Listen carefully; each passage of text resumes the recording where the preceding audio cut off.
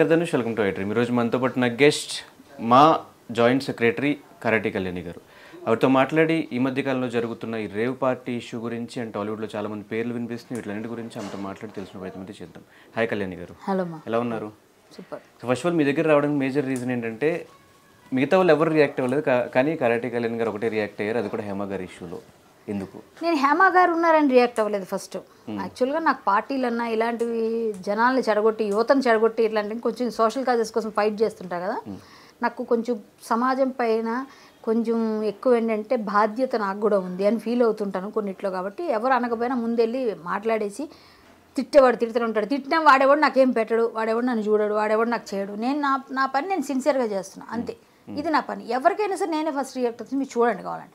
ఈ ఒక్క ఇష్యూ కాదు కదా. కానీ యాక్చువల్లీ ఈ విషయంలో బాధ్యత కంటే ఏదైనా టిట్ ఫర్ టాట్ ఒకప్పుడు నన్ను అన్నారు కదా, ఈసారి ఇప్పుడు ఏంటి దొరికారు అట్లా ఏమన్నా అనిపించింది? అలా కాదు, టిట్ ఫర్ టాట్ నన్ను ఒక్కళ్ళే అంటే అనుకోవచ్చు, ప్రపంచాన్ని అందరినీ అంటుంది ఆవిడ. పోనీ ఎవరిని అనలేదో చెప్పండి.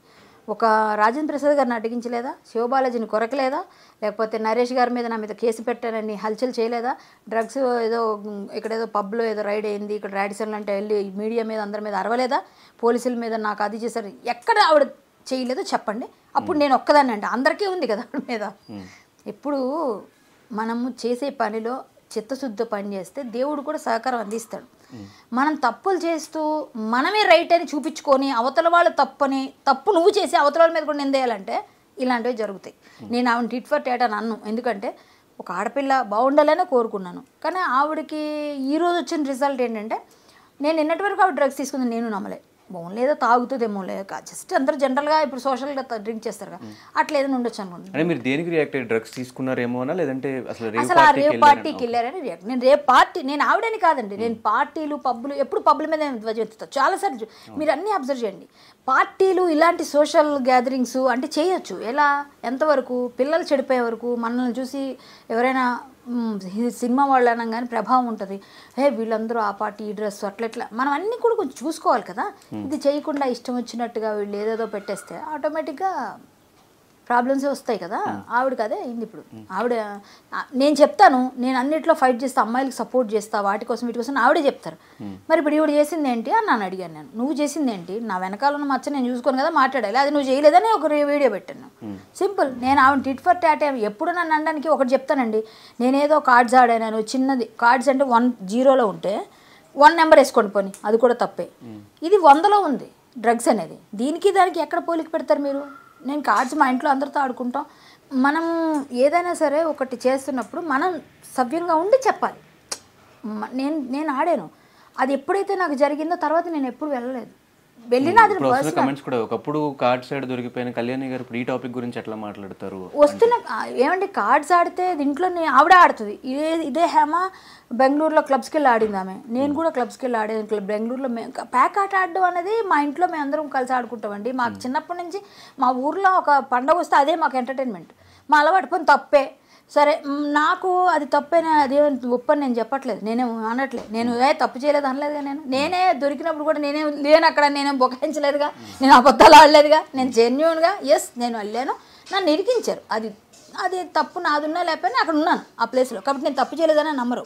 నేను ఆడాను అని అన్నారు, నేను ఆడినా ఆడకపోయినా నన్ను ప్యాకాట ఆడావు, ప్యాకాట ఆడడమే ఎంత తప్పు అన్నప్పుడు మరి డ్రగ్స్ అయితే ఇంకెంత తప్పు జనరల్గా. సో నేను ప్యాకాట ఆడానని క్లబ్స్కి వెళ్ళానని ఎంతైనా మా పిల్లే అని ఆవిడే మాట్లాడింది. ఇప్పుడు కూడా మా అక్కే మా పిల్లే, కానీ అక్కడికి వెళ్ళడం వల్ల ఆవిడ డ్రగ్స్ తీసుకుంటుందని నేను అనుకోను.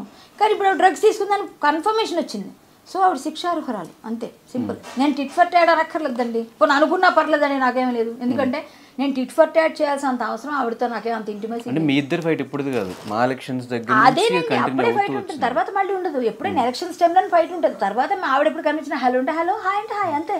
అంటే ఎలక్షన్స్ వరకు ఫైట్ ఉంటే పర్లేదు, మీ ఇద్దరికి పర్సనల్ గా డ్రెస్సుల దగ్గర నుంచి క్యారెక్టర్స్ దగ్గర నుంచి మీ మీద పోలీస్ స్టేషన్ లో కేసు పెట్టే వరకు అప్పుడే కదా, ఎలక్షన్ టైంలోనే. మరి తర్వాత ఎక్కడ పెట్టిందామే? అసలు పోలీసులు తీసుకోలేదుగా, ఆవిడ ఇచ్చిన కేసే తీసుకోలేదు. ఎందుకు తీసుకోలేదు? కేసులో దమ్ము లేదు కాబట్టి. పోలీసులు కేసు తీసుకుంటే నన్ను పిలాలి కదా, మాదాపూర్ వాళ్ళు ఎందుకు పిల్లలేదంటారు మరి నన్ను? ఇప్పటిదాకా పిలవకుండా ఎన్ని సంవత్సరాలు అయింది? 5 years. ఇంతవరకు పిలవరా చెప్పండి? కేసు తీసుకోలేదు ఫస్ట్ ఆఫ్ ఆల్. ఈవిడ వెళ్ళి 4 కెమెరాల ముందు హడావుడి చేసింది అంతే. అప్పుడు ఈవిడ పని అదేనండి, ఎప్పుడు అటెన్షన్ సీకింగ్, దానికోసం ఏదో చేస్తూ ఉంటుంది, అలా చేసింది. అలాంటి వాటిలో నేను కొంచెం నువ్వు నాకు చెప్పేది ఏంటన్నట్టు ఇప్పుడు నేను ఉంటా. నీ పని నువ్వు చూసుకో, నా పని నేను చేసుకోగలను అనే టైప్ ఉంటాను నేను. ఏదైనా ఎవరైనా నేను కరెక్ట్గా ఉంటేనే మాట్లాడతా, లేకపోతే నేను మాట్లాడను. ఇప్పుడు నేను పేకాట ఆడాను కదా మాట్లాడకూడదు అంటే నేను డ్రగ్స్ తీసుకోలేదు, నేనేం చెడగొట్టలేదు, నా వల్ల సమాజం చెడిపోలేదు. పేకాట ఆడితే నేను పోయా, నేను బ్యాడ్ అయ్యా, నా డబ్బు పోయింది, నా తల్లిదండ్రికి బ్యాడ్ నేమ్ వచ్చింది, నా బ్రదర్స్కి వచ్చింది, నా పర్సనల్ ఈగో, నా పర్సనల్ ఏమంటారు రెప్యుటేషన్ పోయింది. అంతేగాని సమాజాన్ని చెడగొట్టట్లే. ఈ డ్రగ్స్ వల్ల సమాజం చెడిపోతుంది, అది కదా ఇప్పుడు చెప్తుంది. సమాజం చెడిపోతుంది. నేను ప్యాకెట్ ఆడితే నా ఇంట్లోనే ఆడుకున్నా, లేకపోతే ఒక ఫ్రెండ్స్తో ఆడుకుంటే అది నాకే బ్యాడ్ అయింది. ఈ సమాజంలో 10 మంది 150 మందిలో వెళ్ళి నేనేం డ్రగ్స్ తీసుకోలేదు, 150 మందిలో నేనేం సమాజాన్ని చెడగొట్టే అసాంఘిక కార్యకలాపాలు చేయలేదు. అందులో ఇది కూడా ఉండొచ్చేమో, బట్ ఇది ఎక్కడో ఉంటుంది, అది ఎక్కడో ఉంది. సో నేను చెయ్యలేదు అని ఏ రోజు బుకాయించలేదా? నేను ప్యాకెట్ ఆడితే అది పెద్ద నేరం అయిపోయింది అంతే లేదా? ఓకే, అది నా పర్సనల్, అది నా పర్సనల్. నువ్వే నాకు డబ్బులు ఇవ్వవు కదా. నువ్వు ఎవడైతే మాట్లాడుతున్నావు, ఎదవలు ఎవరైతే మాట్లాడుతున్నారో వాళ్ళందరూ నాకేం డబ్బు ఇచ్చారు? ఎవడన్నా ఇవ్వలేదుగా, నేనేం తీసుకోలేదుగా, ఎవరిని బెగ్ చేయలేదుగా. నా పర్సనల్గా నేను ఆడుకున్నాను, అదొక చిన్న ఎంటర్టైన్మెంట్. నాకు తాగడం అలవాట్లేదు, తిరగడం అలవాట్లేదు, సోషల్ గ్యాదరింగ్స్ లేవు, ఒకే ఒక్క అలవాటు పేకాడేదాన్ని. అది కూడా మానుకున్నా, అది నాకు మంచి జరిగింది. నేను వెళ్ళి ఆ రోజు అలా అవ్వడం వల్ల ఈ రోజు దాకా నేను ఎక్కడైనా కనిపించాను, మీరు చూపించమనండి, నేను ఎక్కడ ఆడలేదు. నేను మట్టుకోలేదు, నాకు అవసరం లేదు. నేను ఒక్కసారి డిసైడ్ అయిపోయి అది ఉండడం అంటే కదా అంటున్నారు, అదే లేకపోతే నన్ను ఎవరంటారు? మానేశాను. ఇప్పుడు ఆవిడ ప్యాకాట్ ఆడిన ఆవిడ చెప్పడు ప్యాకాట్కి డ్రగ్స్ ఒకటేనా అండి? పోనీ వాళ్ళనే అడగండి. నేను ఎప్పుడో ఆడుకున్నా, 2015లో అయిపోయింది అది. ఈ రోజు దాకా అంటున్నారన్నా నేను భరించుకోలేదు. సరే, దానివల్ల నా పర్సనల్ ఇష్యూ, అది నా వ్యక్తిగతం, అది పూర్తిగా. సమాజానికి ఏం నష్టమైంది దానివల్ల? సో ఒక మా అసోసియేషన్లో మీరు ఇప్పుడు జాయింట్ సెక్రటరీగా ఉన్నారు.